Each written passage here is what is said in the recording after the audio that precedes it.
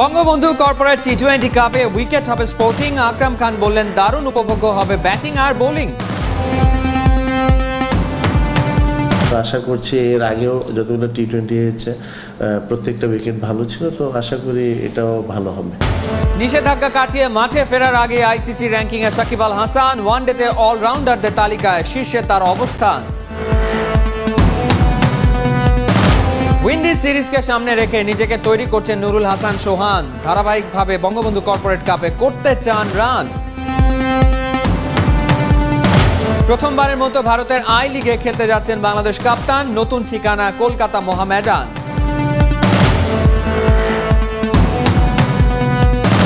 সামনেই Olympic mission. বিশেষ training এর জন্য জানুয়ারিতে শুটারদের জার্মানি পাঠাচ্ছে শুটিং স্পোর্ট ফেডারেশন।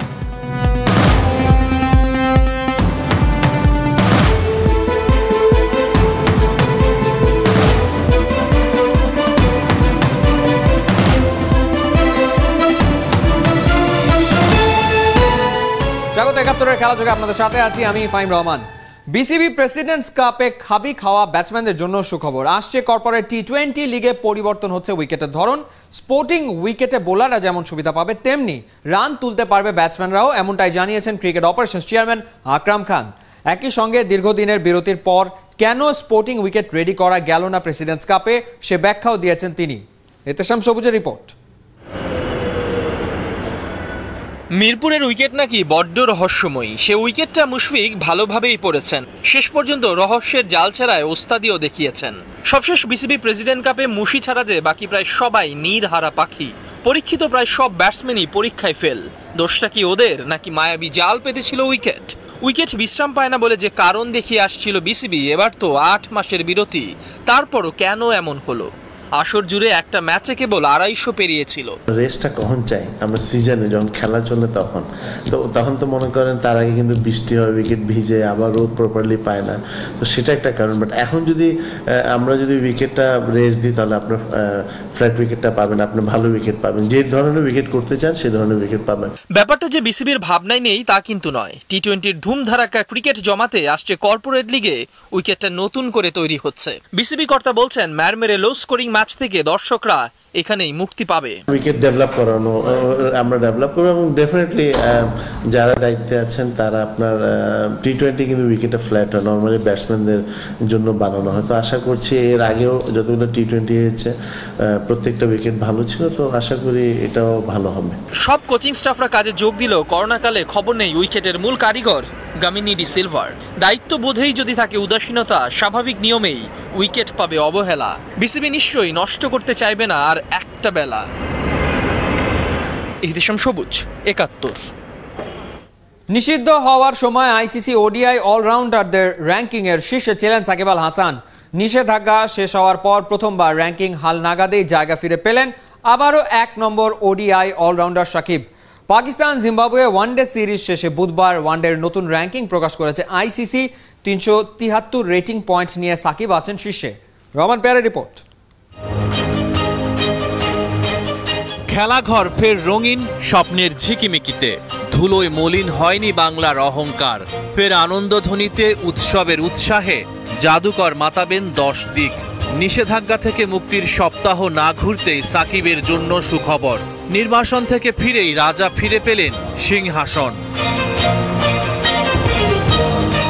১ বছর সব ধরনের ক্রিকেটে নিষিদ্ধ থাকার পরও খুব একটা ক্ষতি হয়নি। নিষেধাজ্ঞা কাটানোর পরই ওডিআইয়ে আবারও বিশ্বসেরা অলরাউন্ডার। সাকিবের রেটিং পয়েন্ট ৩৭৩, ২-এ থাকা নবী ঢের পিছিয়ে।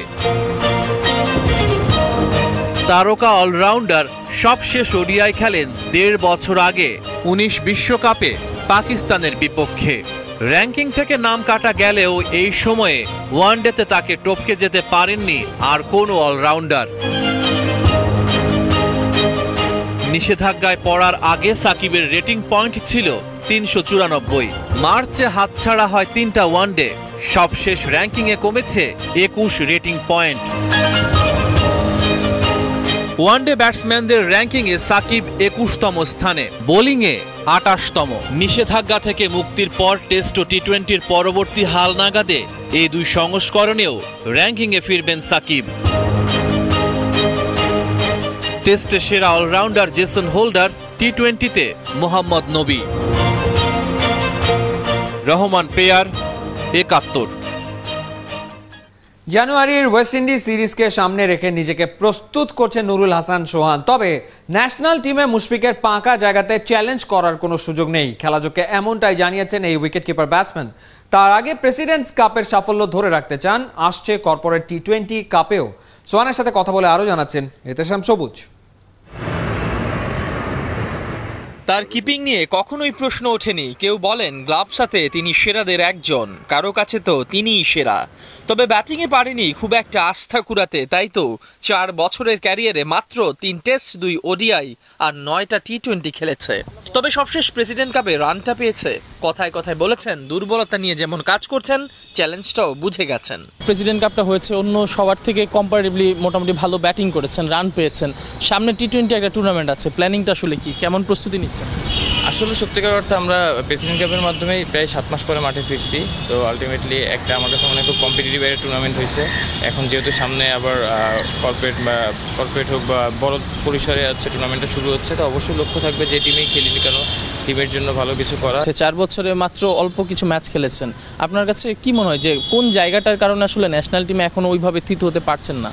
না, আসলে সত্যিকার অর্থে হ্যাঁ, কম্বিনেশনের অনেক কিছু থাকে। আর আমার কাছে মনে হয় যে নিজের যখন ডেবু হয়েছিল তখন থেকে নিজের এই 4 বছরে নিজের আরও পরিণত করতে পারছি। নাকি যে মুশফিক না থাকলে অন্য কোনো পজিশনে খেললে আপনি আরও ইজিলি ন্যাশনাল টিমে চান্স পেতেন? আমার কাছে মনে হয় যে চ্যালেঞ্জটা সবসময় নিজের সাথে নিজের থাকে। যে আপনি যে কোনো পজিশনেই বলেন, সব পজিশনে চ্যালেঞ্জ থাকবে। কারণ আমরা যেহেতু একটা দেশ রিপ্রেজেন্ট করতেছি, তো এখানে আপনার অনেক প্লেয়ারের ভিতরেই আসতে হবে। তো এটা আসলে আমার কাছে মনে হয় না কোনো বড় ইস্যু। বাট আমার কাছে সবচেয়ে যে জিনিসটা ইম্পর্টেন্ট মনে হয় যে নিজের সাথে নিজের চ্যালেঞ্জটা থাকা। সবাই খুব বেশি প্রফেশনাল এখন। এতেশাম সবুজ, থ্যাংক ইউ।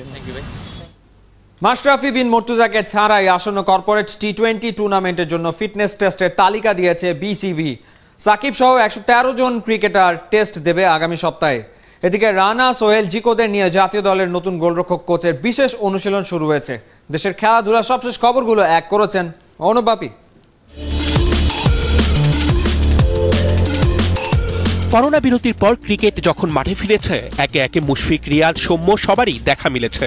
যারা খুঁজেছেন মাশরাফিকে, তারা বারবারই হতাশ হয়েছেন। ভক্তরা আশায় বুক বেঁধেছেন টি-20 কাপের পর টি-20 টুর্নামেন্ট দিয়ে হয়তো মাঠে ফিরবেন প্রিয় ক্রিকেটার। কিন্তু ইনজুরির কারণে সেটা আর হচ্ছে না। মাশরাফিকে ছাড়াই ফিটনেস টেস্টের জন্য সাকিব সহ 113 জন ক্রিকেটারের তালিকা দিয়েছে বিসিবি। অনুশীলনের মধ্যে থাকায় জাতীয় দল আর এইচপির ক্রিকেটারদের দিতে হবে না এই ফিটনেস পরীক্ষা। ক্রিকেট থেকে ফুটবল, জাতীয় দলের লক্ষ্য নেপাল বধ। 3 কাঠির নিচে যিনি দাঁড়াবেন তাকে থাকতে হবে সচেতন। তাই এই 4 জনকে নিয়েই শুধু কাজ করেছেন জাতীয় দলের নতুন গোলকিপার কোচ। আত্মবিশ্বাস আছে, যদি আমি খেলতে পারি অবশ্যই আমার নিজের বেস্টটা দেবো। আমি এমনভাবে হার্ড ওয়ার্ক করতেছি যাতে আমিও বেস্ট 11-এ খেলতে পারি। ফুটবল ক্রিকেটের মতো মাঠে রয়েছে হ্যান্ডবল। বঙ্গবন্ধু ফেডারেশন কাপের ফাইনালে বাংলাদেশ পুলিশ আর আনসারের শিরোপা জয়ের লড়াই। 31-26 গোলে জিতে শেষ হাসি বাংলাদেশ পুলিশের। অর্ণব বাপি, ৭১। প্রথমবারের মতো ভারতের আই লিগে খেলতে যাচ্ছেন বাংলাদেশ জাতীয় ফুটবল দলের কাপ্তান জামাল ভুঁইয়া। ঐতিহ্যবাহী কলকাতা মোহামেডানের হয়ে শুধুমাত্র প্রথম লেগে মাঠে নামবেন জামাল। কলকাতায় যাবার জন্য বর্তমান ক্লাব সাইফ স্পোর্টিং এর কাছে ছাড়পত্র চেয়েছিলেন তিনি। দেশসেরা ফুটবলারকে ছাড়তে রাজি সাইফ। তবে 2021 সালের এপ্রিলের মধ্যে জামালকে ফিরতে হবে বাংলাদেশে, খেলতে হবে বিপিএল ফুটবলের দ্বিতীয় লেগ। উপলব্ধি রিপোর্ট। দারুণ একটা সফর বাংলাদেশ জাতীয় দল করে আসলো কলকাতা থেকে। তো যেহেতু আপনার বাংলাদেশের ক্যাপ্টেন এবং আপনার যথেষ্ট ব্র্যান্ড ভ্যালু আছে, কলকাতায় কোনো আইএসএল দল বা কলকাতায় কোনো ক্লাব কি আপনার প্রতি ইন্টারেস্ট দেখিয়েছে?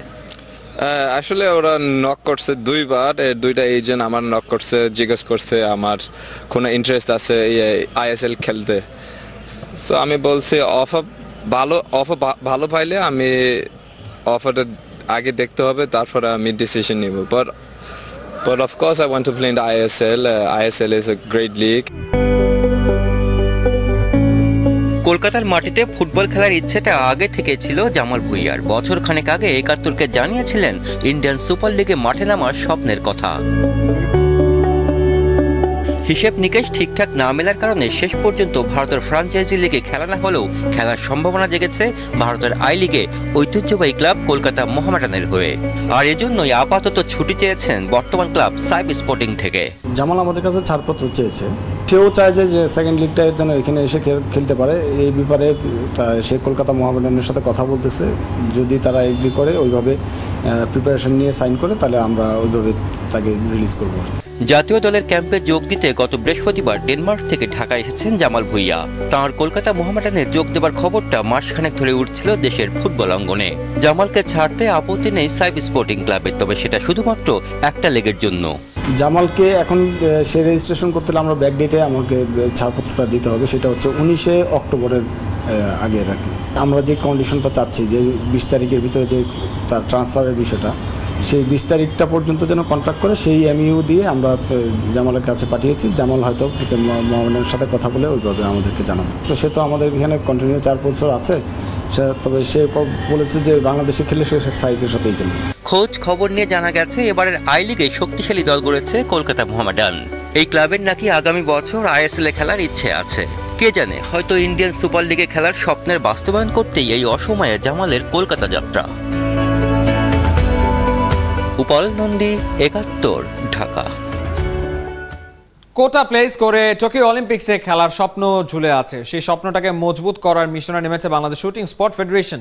মহাসচিব ইন্তেখাবুল হামিদ জানিয়েছেন, আগামী বছর মার্চে দিল্লি বিশ্বকাপ শুটিংয়ে ফল পেলে সরাসরি অলিম্পিকে খেলার সুযোগ পাওয়া যেতে পারে। ওই সুযোগের জন্যই বিশেষ ট্রেনিংয়ের লক্ষ্যে জানুয়ারিতে শুটারদের জার্মানি পাঠাচ্ছে ফেডারেশন। একই সাথে অলিম্পিক্সের আগে আরও 2টো বিশ্বকাপের রেঞ্জে নামার কথা আছে শুটারদের। উপলব্ধির আরও একটা রিপোর্ট। শুটিং ফেডারেশনের আকাশের কালো মেঘ কেটে গেছে, নতুন সূর্যোদয়ের অপেক্ষায় সবাই। আগামী জুলাইয়ে টোকিও অলিম্পিক্স। শুটারদের মনে অলিম্পিক গেমসের গুরুত্ব নিয়মিত বুঝে যাচ্ছেন ফেডারেশন মহাসচিব ইন্তেখাবুল হামিদ অপু। জানা কথা, ওয়াইল্ড কার্ড গলায় ঝুলিয়ে টোকিওগামী বিমানে উঠবেন 2 শুটার আব্দুল্লাহ হেল বাকি আর আতকিয়া দিশা। তবে এখনো ওদের সুযোগ আছে সেরা স্কোর করে কোটা প্লেসের মাধ্যমে সরাসরি অলিম্পিকে খেলার। এজন্য অবশ্য বাজিমাত করতে হবে দিল্লি বিশ্বকাপে। দিল্লি ওয়ার্ল্ড কাপটা বললাম 2020-তে হওয়ার কথা ছিল, যে সবকিছু বললাম আগে হওয়ার কথা ছিল। এই প্যান্ডেমিক সিচুয়েশনে বললাম পিছিয়ে গেল। আমরা চাবো এই দিশা এবং বাকি, তার পাশেও যারা বেস্ট 2 জন শুটার থাকবে তাদেরকেও রাখতে। আমরা বিদেশি ট্রেনিং ক্যাম্পকেও ওইভাবে আমরা করে যদি যারা বেস্ট শুটার হবে তারা এই কোটা প্লেসটাকে যদি ফাইট দিতে পারে, ওয়াই নট। আমরা লাস্ট চেষ্টাটা আমরা একেবারে ভালো মতো একটা চেষ্টা করতে চাই। অলিম্পিকের আগ দিয়ে আরও 2টো বিশ্বকাপ খেলার হাতছানি বাংলা শুটারদের সামনে। দিল্লির পর ওয়ার্ল্ড কাপ দক্ষিণ কোরিয়া আর আজারবাইজানের বাকুতে। তবে এসবের আগে জানুয়ারিতে বিশেষ ট্রেনিংয়ে জার্মানি যাচ্ছেন শুটাররা। এই প্রস্তুতির জন্যই বললাম আমরা সামনে ওয়ার্ল্ড কাপ খেলবো, সামনে বিদেশে আমরা ট্রেনিং ক্যাম্প করব এবং বিদেশি কোচ আনবো এবং লোকাল কোচ অলরেডি আমরা রেখেছি।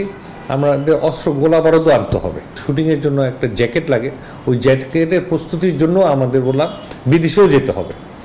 সো আমরা এখানে ট্রেনিং ক্যাম্প হিসেবে রেখেছি কোরিয়াতে ট্রেনিং ক্যাম্প, আমরা জার্মানিতে ট্রেনিং ক্যাম্প, তারপরে 3টা ওয়ার্ল্ড কাপে আমরা খেলবো। শুটারদের দক্ষ বানানোর পরিকল্পনা বাস্তবায়নে দরকার 3 থেকে 4 কোটি টাকা। অর্থের জোগাড় হবে তো? এই 7-8 মাসের মধ্যে এই ফান্ডিংটা করাটা এখন আমাদের তো করাটা আমাদের পক্ষে, শুটিং ফেডারেশনের পক্ষে খুবই কঠিন হয়ে যাবে। এখানে আমাদের একমাত্র উপায় বিওএ অথবা ক্রীড়া মন্ত্রণালয়, তাদের ফান্ড ছাড়া আমাদের বলা আগানো সম্ভব হবে না এই অলিম্পিককে লক্ষ্য করে যদি আমরা ট্রেনিং ক্যাম্পটা করতে চাই। বর্তমানে সব কিছুর আগে করোনা সতর্কতা। ভাইরাস সংক্রমণ এড়াতে ক্যাম্পে থাকা সব শুটারদের সাথে শুটিং ফেডারেশনের সবার কোভিড টেস্ট করানো হয়েছে। উপাল নন্দী, 71, ঢাকা।